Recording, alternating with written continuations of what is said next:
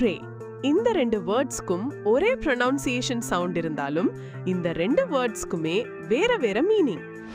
P-R-E-Y pray இது ஒரு நவுனாகவோ வெர்பாகவோ இருக்கலாம். இது ரிலேட்டட் டு ஹண்டிங், அதாவது வேட்டையாடுதல் தொடர்பான word.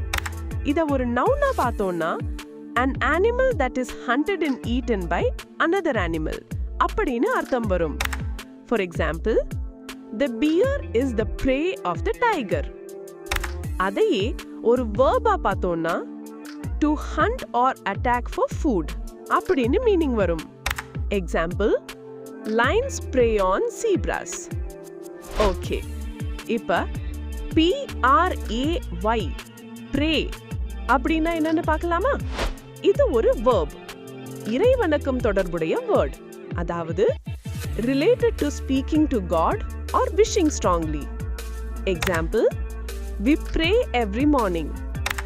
I pray for your success. இத ஈஸியா ஞாபகம் வச்சுக்க ஒரு டிப்ஸ் சொல்லவா? P-R-E-Y prayல E இருக்கு இல்லையா? அப்ப eat ஞாபகம் வச்சுக்குங்க. Animals being eaten.